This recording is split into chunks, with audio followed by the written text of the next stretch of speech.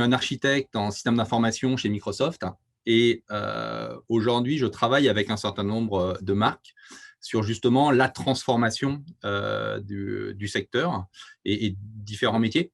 Donc, ce que je vais vous proposer là sur les 40 minutes à venir, c'est de vous partager une vue macro en fait de ce qui est en train de se passer au niveau de l'ensemble des secteurs économiques. C'est absolument passionnant parce qu'aujourd'hui, il faut clairement se reconstruire, se réinventer. Sur un socle, en fait, on a deux éléments extrêmement importants que sont la technologie. Et aujourd'hui, on ne peut pas avoir d'ambition. Tout ce qui a été présenté précédemment, en fait, repose sur un socle technologique solide et bien sûr sur l'environnement. C'est-à-dire que chaque pas, chaque investissement doit être pesé au regard de l'impact qu'on peut avoir sur la société et bien sûr sur l'environnement. Donc ça, c'est deux éléments qui font que beaucoup de nos habitudes, beaucoup de nos pratiques vont être, on va devoir les casser radicalement parce qu'elles ne sont pas juste élastiques ou on ne peut pas les étendre sur ces nouvelles contraintes. Donc, c'est ce que je vais essayer de vous partager pendant 40 minutes. C'est cette vision macro, en fait, de cette transformation, parce qu'aujourd'hui, il y a une urgence vraiment à traiter ce long terme. Donc, aujourd'hui, ce qui est clair, c'est qu'il y a des innovations, et on va en passer un certain nombre, j'espère ne pas être trop technique, mais qui vont impacter directement votre secteur. Ensuite, il y a des consommateurs et globalement un humain qui est en train de transformer ses comportements, soit parce qu'il y a une problématique de fin du mois et effectivement, il doit trouver le meilleur prix, soit parce qu'il va avoir une conscience en fait environnementale. On a typiquement un consommateur qui se fragmente. Et donc, typiquement, parler du client, parler du consommateur, c'est quelque chose qui n'a plus beaucoup de sens. On sait bien que les classes moyennes sont en train d'exploser. On peut de moins en moins parler en termes de segments de marché, mais de plus en termes de clusters, c'est des groupements de personnes qui vont partager un intérêt.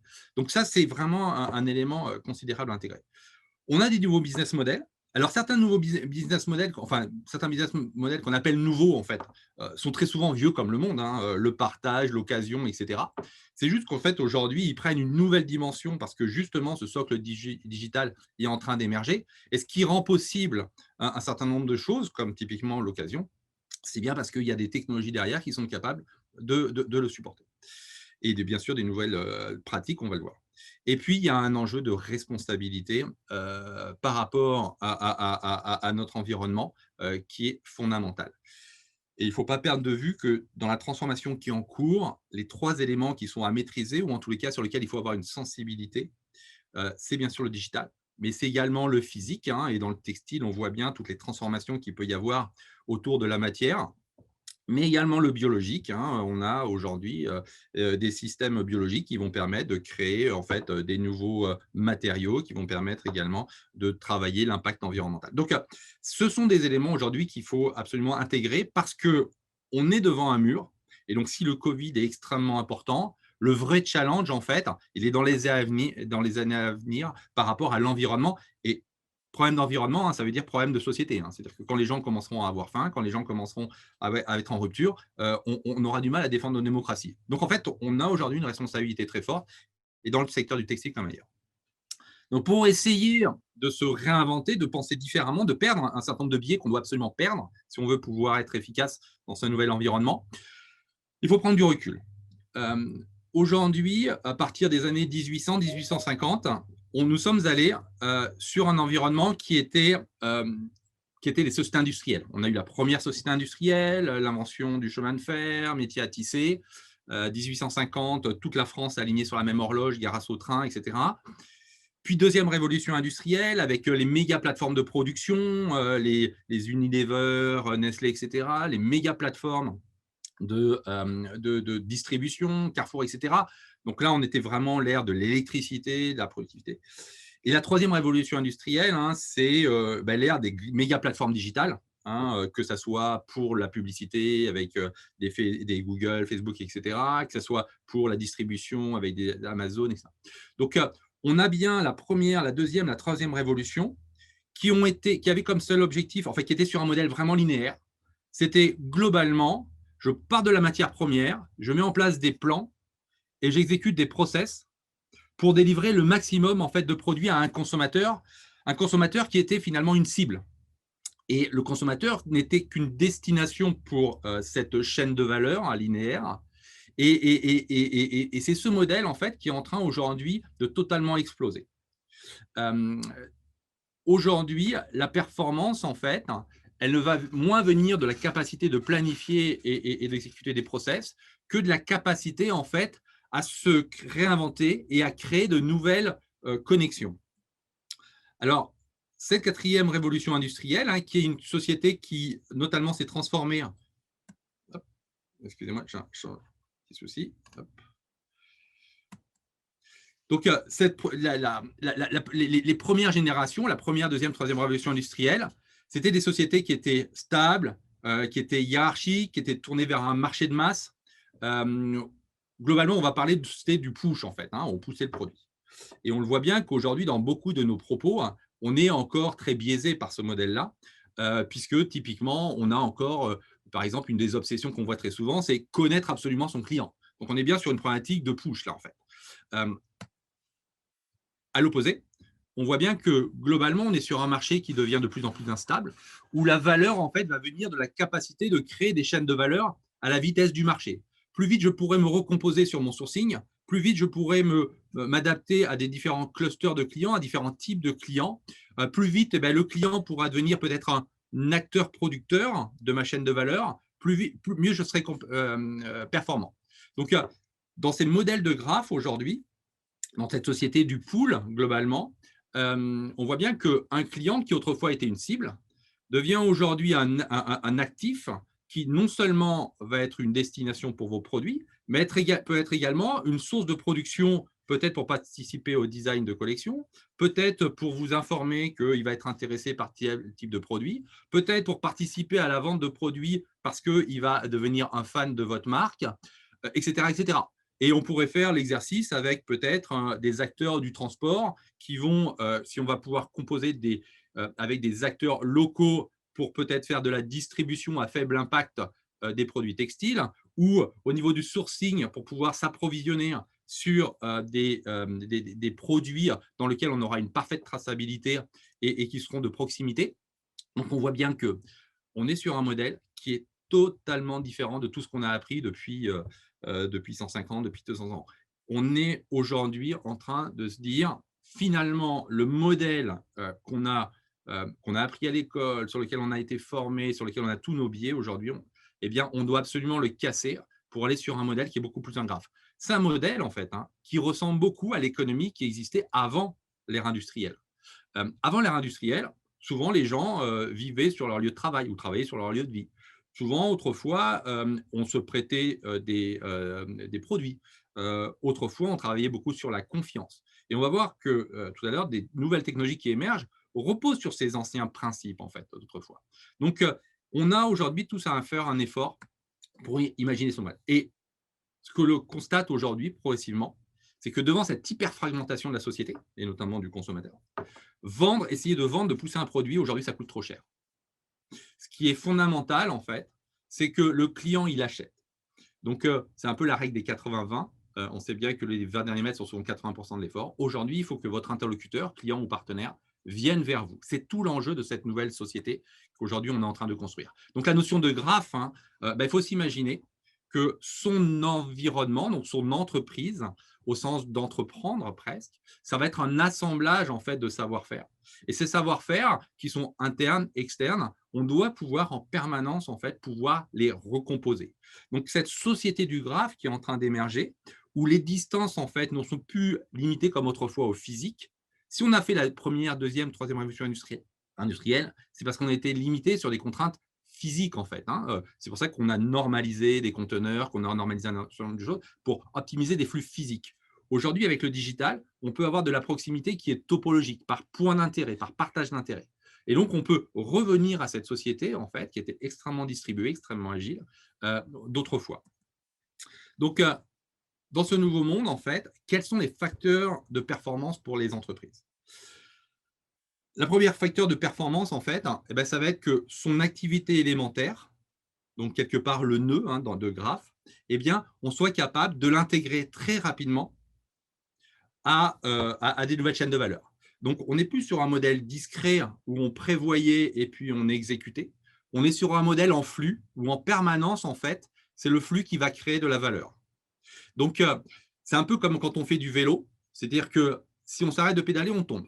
Donc, il faut pédaler. Donc, on n'a pas forcément des plans exacts sur où est-ce qu'on va aller.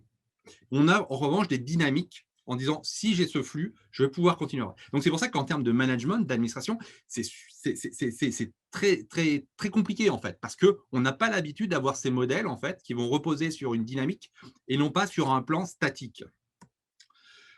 Pour chaque nœud, en fait, il y a un élément qui est fondamental, on en a parlé, on l'a vu dans les 2 premières sessions, c'est qu'on va s'associer à un nœud. Je vais avoir envie de m'associer à une chaîne de valeur parce que d'abord, mon correspondant, le nœud auquel je vais m'associer, eh bien, il est extrêmement clair sur sa mission.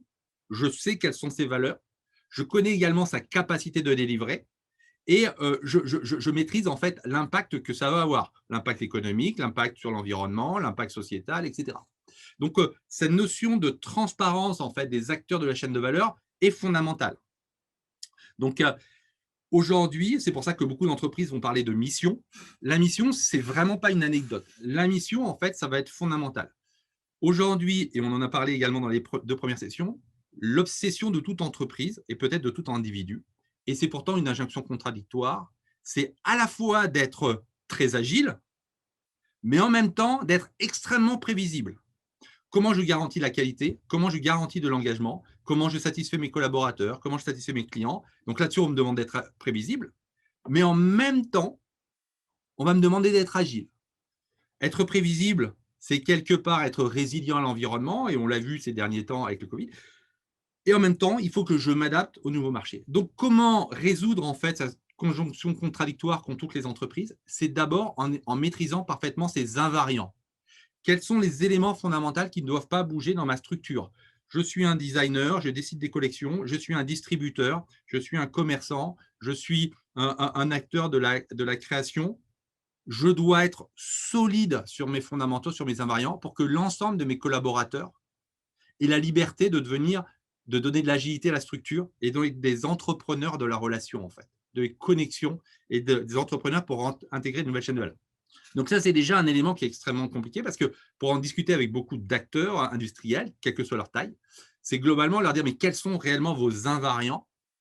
Déjà, ça, c'est un exercice qui est difficile, mais qui sera nécessaire dans la nouvelle société aujourd'hui. Dans ce nouveau monde, en fait, c'est parce qu'on est clair sur ces valeurs qu'on pourra y arriver.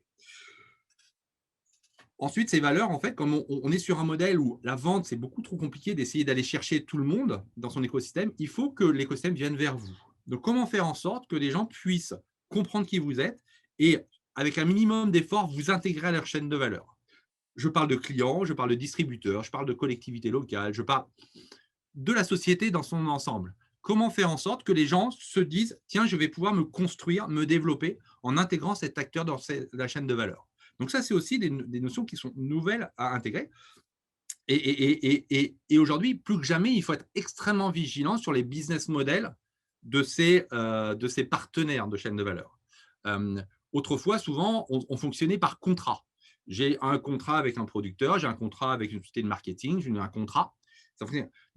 Aujourd'hui, le contrat, c'est quelque chose qui est beaucoup trop long à mettre en œuvre. Quand on veut être capable d'aller vite, ou plutôt, moi, ce que je préfère, c'est dire capable d'accélérer, parce que l'enjeu n'est pas d'aller vite, mais être capable au bon moment d'accélérer ou de freiner d'ailleurs. Pour cela, on ne peut pas passer des heures à faire des contrats, on ne peut pas se méfier l'un de l'autre, etc. On doit travailler sur cette confiance pour enchaîner rapidement ces chaînes de valeur. Donc, il est extrêmement important de voir si l'acteur auquel on va s'associer n'est pas concurrent par ailleurs et ne va pas quelque part vous pomper votre savoir-faire. Hein. Donc aujourd'hui, et on le verra tard avec l'intelligence artificielle, ça c'est un risque aujourd'hui qui est majeur. Donc ça veut dire qu'il ne faut pas être non plus simpliste, mais il faut bien maîtriser en fait les acteurs avec lesquels on va s'associer. Et globalement, et ça on l'a vu également dans les premières présentations, dans ce modèle-là, en fait, l'écosystème est clé. C'est-à-dire que plus on a un écosystème varié sur la production, le sourcing, le transport, la distribution, etc., plus on va être capable en fait d'interagir et de créer ces chaînes de valeur. Bien sûr, entre ces nœuds, eh bien, il y a il y a des problématiques de sécurité, bien sûr, pour pas qu'il y ait d'échanges perdus, que les échanges également soient relativement clairs, qu'il n'y ait pas de malentendus, que uniquement les personnes qu'on a choisies puissent échanger sur les sujets avec lesquels on souhaite échanger, etc. Donc là, la technologie prend tout son sens également pour sécuriser ça. Mais on est bien sur un monde, là, dans la 4e révolution industrielle, et je préfère insister dessus, où on n'a pas de centre de gravité. On va le voir aujourd'hui, on peut dire que globalement, Internet a été perverti parce qu'on a des très gros centres de gravité aujourd'hui, des acteurs qui sont un peu des incontournables pour certains sujets. Ça va avoir tendance à disparaître. Et on pense que ça va être vrai pour l'ensemble de l'économie et je dirais pour la nécessité à la fois de la planète et de développement de l'humain. On doit revenir sur des sociétés beaucoup plus équilibrées qu'elles ne le sont aujourd'hui. Et donc, un des éléments avant de continuer la présentation, c'est encore une fois, et je l'ai senti ce matin, hein, on a encore énormément de biais. C'est-à-dire qu'on dit, voilà, il faut mettre le client au centre, il faut tout connaître du client. Hein, c'est un discours assez… bien souvent, en fait, c'est beaucoup plus simple et beaucoup plus raisonnable de dire au client, mais dis-moi ce que tu veux et je vais te donner les moyens de piloter la relation avec la marque, avec ce que tu attends. C'est tout bête, hein, mais c'est des choses dont on a perdu l'habitude.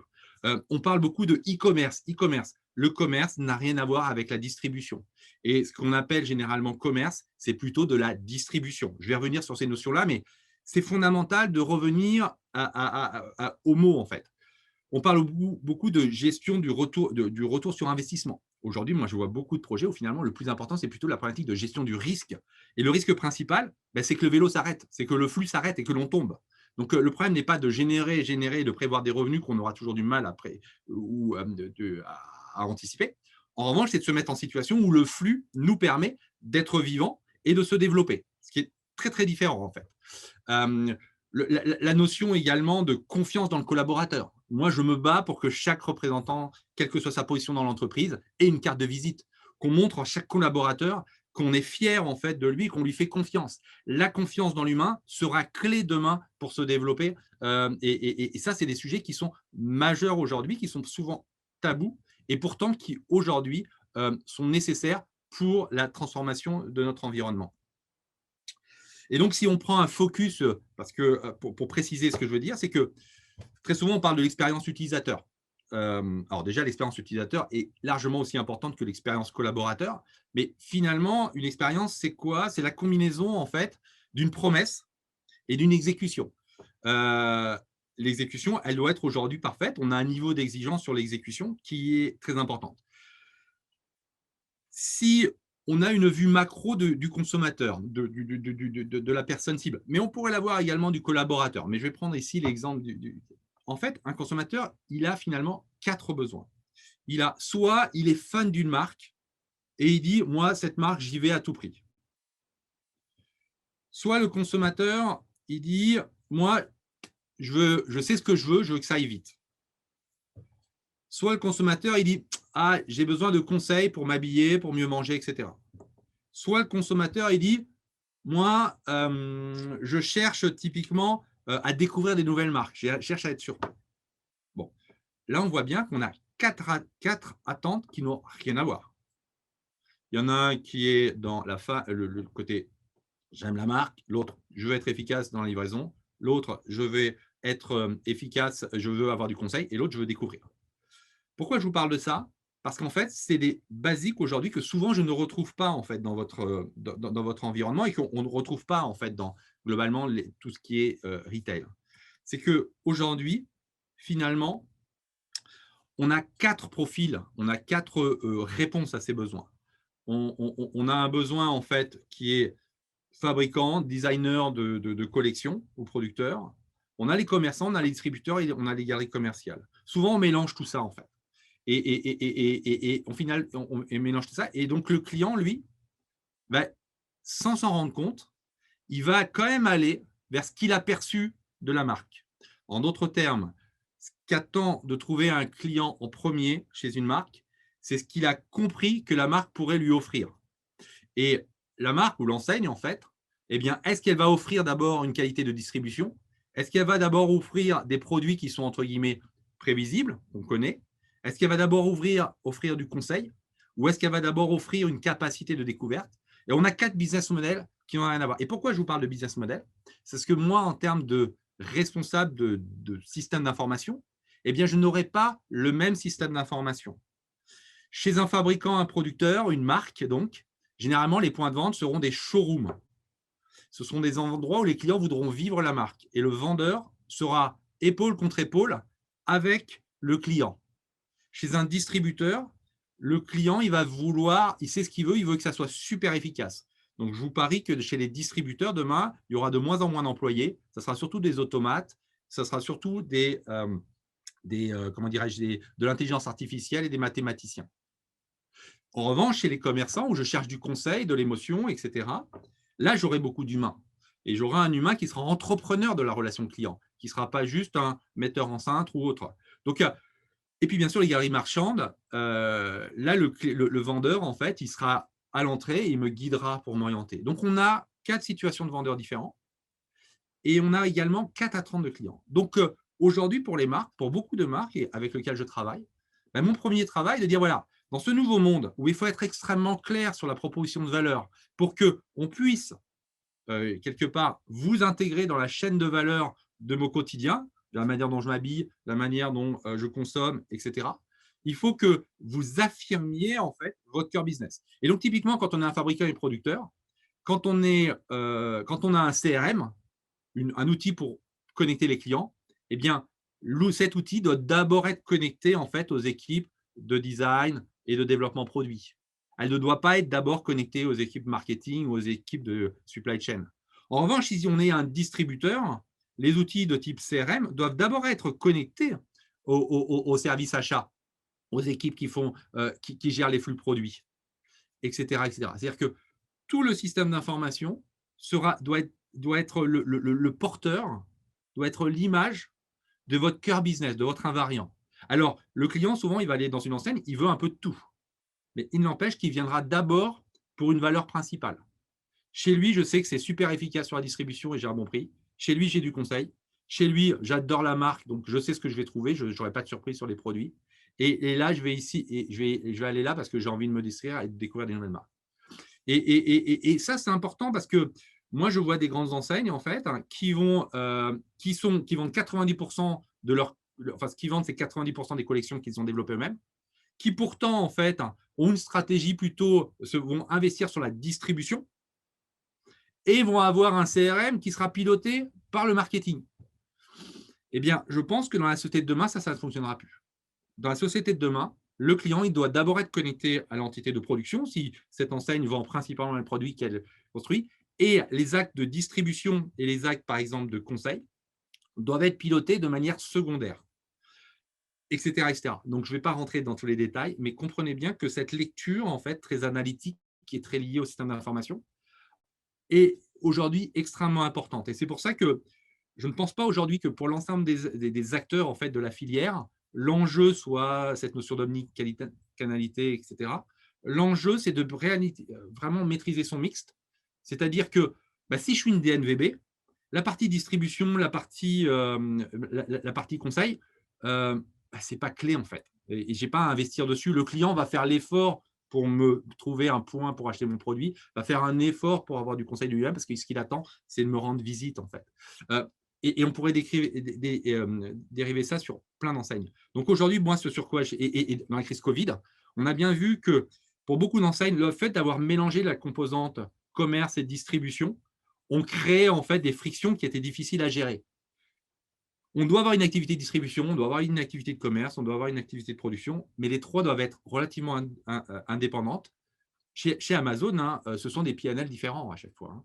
La composante distribution, parce que Amazon est d'abord un distributeur, et l'entité la plus forte, quelque part.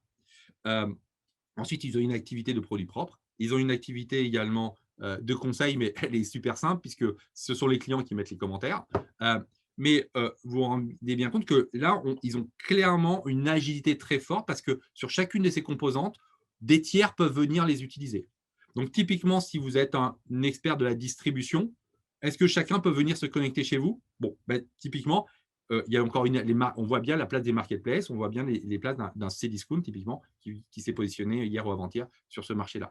Donc, plus que jamais aujourd'hui, quand on est une marque, quand on est un acteur de la filière, il faut être extrêmement clair sur quel est son cœur business, parce que c'est là qu'il faudra investir. Il faudra investir dans l'humain, et on va y venir, et sur la technologie. Donc voilà les technologies. Aujourd'hui, vous l'avez compris, dans ce monde qui est ouvert, interopérable, où on doit travailler à la transparence, parce que la transparence est une garantie d'accélération ou de capacité d'intégrer des chaînes de valeur rapides, eh bien, on le voit, et le monde du soft a fait cette transformation, c'est que, eh bien, c'est d'avoir des systèmes ouverts, de l'open source, partager ses gabarits, partager en fait des moyens de transport, partager en fait des expériences clients, etc. C'est des choses qui aujourd'hui ont du sens. Faire en sorte que des entrepôts soient partagés, qu'il y ait des unités de production de proximité pour justement approcher la proximité, la production du consommateur. Ça, c'est des choses qu'il faut développer au maximum aujourd'hui, et les technologies le permettent. Donc, on n'est vraiment plus en concurrence sur des silos, mais on est bien sur des activités élémentaires qu'on va pouvoir partager entre différents acteurs, parce que cette activité élémentaire, ce nœud aujourd'hui, a une capacité, a une transparence, a une capacité d'interopérabilité. L'humain est fondamental. Il faut que chacun de vos collaborateurs, quelle que soit la position dans l'entreprise, soit formé aux technologies. La technologie n'est pas juste un truc à côté. Alors, heureusement, les nouvelles générations se forment. Ils utilisent WhatsApp, ils sont naturellement sur les réseaux sociaux. Tout ça, ça doit être des leviers, en fait. Je parlais de la carte de visite pour le collaborateur. Aujourd'hui, le collaborateur doit peut-être, même probablement, avoir une adresse email, doit avoir une capacité de créer son blog, de créer peut-être sa communauté de clients. Et pourquoi on peut faire ça? Pourquoi peut lui donner cette liberté d'entreprendre? Eh ben, c'est parce qu'on a maîtrisé ces invariants. Souvenez-vous tout à l'heure, ce que je disais, c'est que pour être clair dans son business, il faut maîtriser les lignes à ne pas déplacer. Eh bien, aujourd'hui, vos collaborateurs, si ils partagent cette mission, ils ont bien compris le cœur et les fondamentaux de la marque, euh, à ce moment-là, ils auront une capacité incroyable, en fait, d'entreprendre. Alors, c'est vrai que souvent dans le textile, c'est un peu une difficulté, notamment dans les points de vente, parce que beaucoup de gens, collaborateurs ont été employés pour être presque des opérateurs de mise en rayon, aujourd'hui, ils doivent redevenir des entrepreneurs de la relation. Ils doivent faire un 180 degrés. Ils étaient face au rayon, face au cintre. Ils doivent aller face aux clients aujourd'hui, de plus en plus, parce que face au cintre, en fait, on va mettre des machines, on va automatiser les choses. Le digital va profondément monter sur ce secteur-là. Donc, l'humain est fondamental. C'est lui qui va inventer le futur. S'il est juste, en fait, un utilisateur de la technologie, on aura des soucis pour notre humanité. Et la science, aujourd'hui, n'est pas une opinion.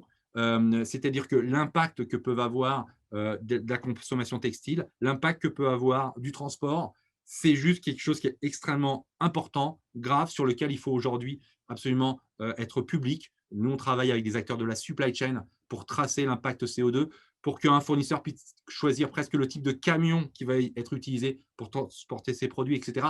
Ce ne sont pas des anecdotes, c'est juste fondamental aujourd'hui.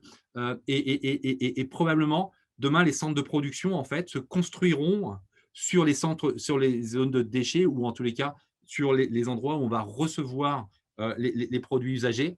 Vos clients vont être probablement les usagers du textile, vont être également des sources de matières premières ou de matières secondaires pour la production. C'est des choses dans cette économie dans laquelle on va, qu'il faut intégrer dès aujourd'hui.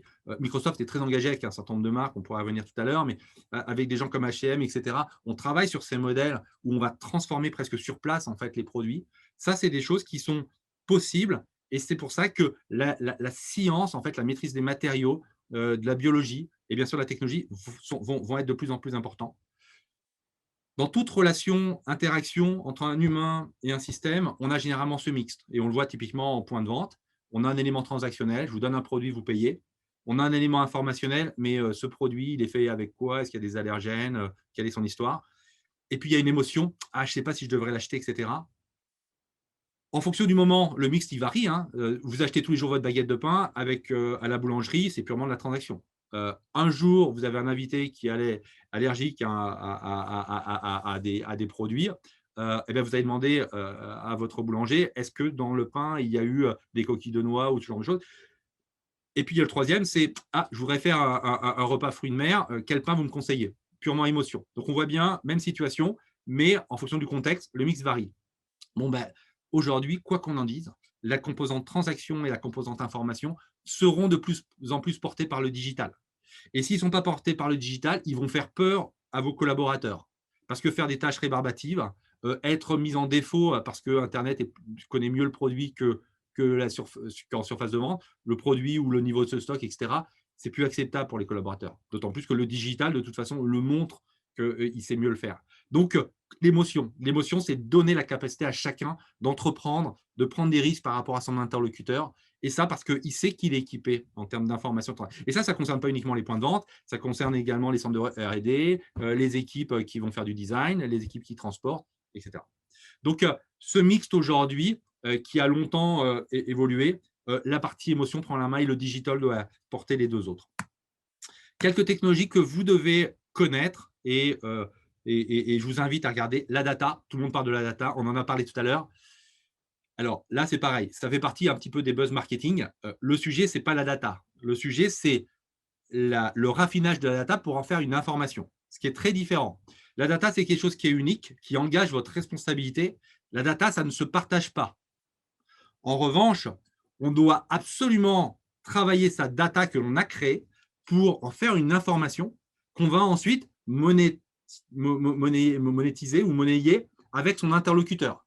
Ma date de naissance, c'est définitif, il n'y a pas d'ambiguïté. Dans le calendrier grégorien, elle est fixe. Une information, ça va être mon âge. Et on voit bien que l'information, en fonction des années, va changer. Par exemple, la météo, une information météo, en fonction de sa précision, n'aura pas le même prix. Et donc, je ne vais pas trader la même chose, on ne va pas me donner le même échange d'informations.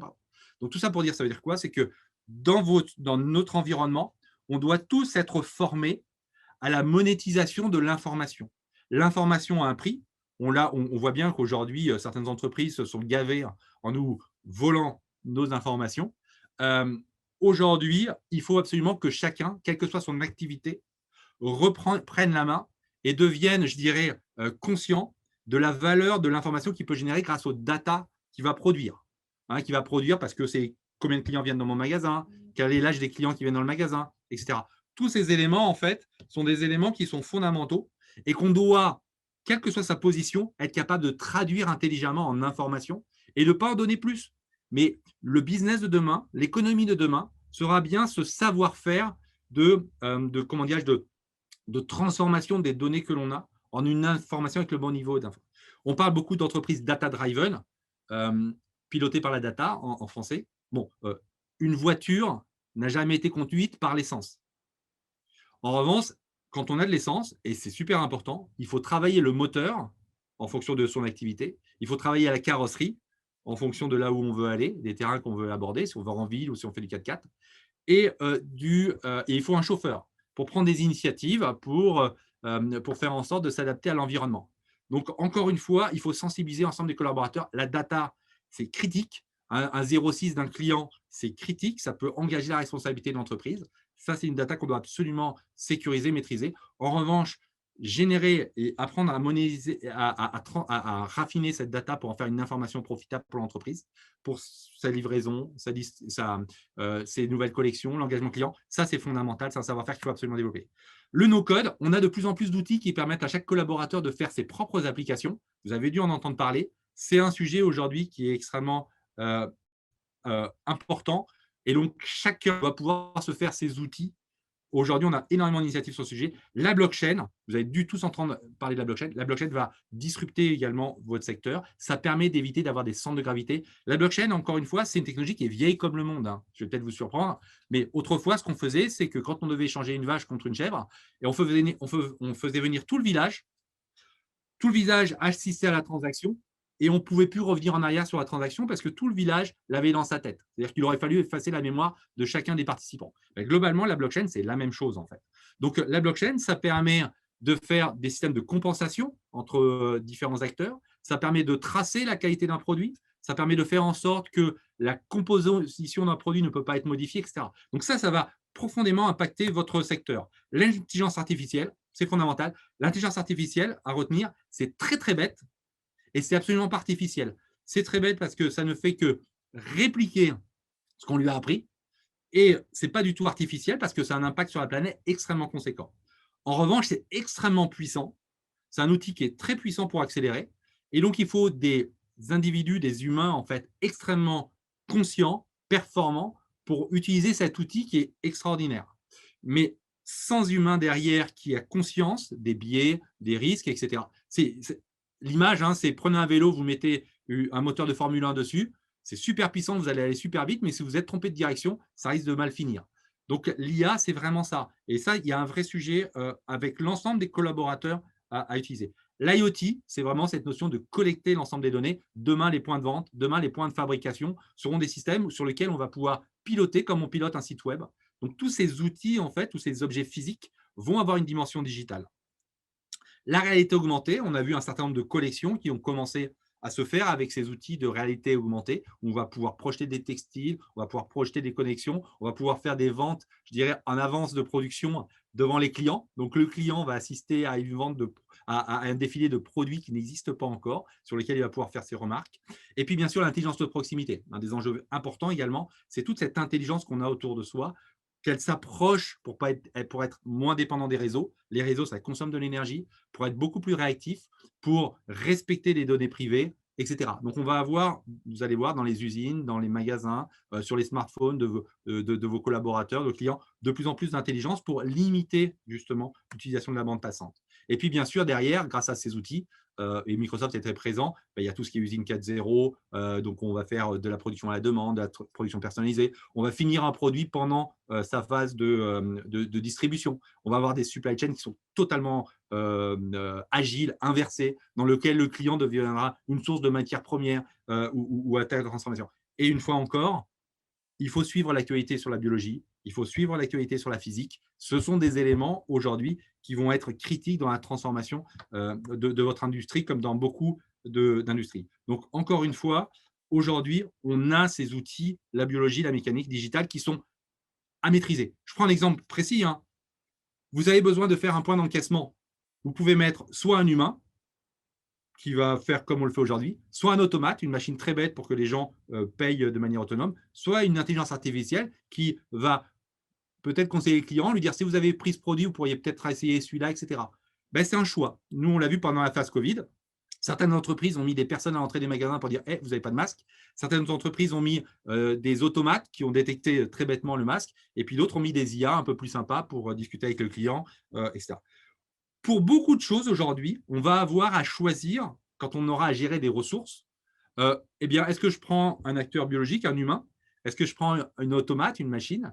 Ou est-ce que je prends digital? On le voit dans la production, dans la couture, on va le voir dans l'assemblage, dans le design de collection, etc. Partout, on le voit. Donc, en conclusion, il faut vraiment se réinventer. Il faut absolument essayer de sortir de tous les biais qu'on a eu au cours de ces 3 premières révolutions industrielles, parce que le monde aujourd'hui est totalement nouveau, en fait.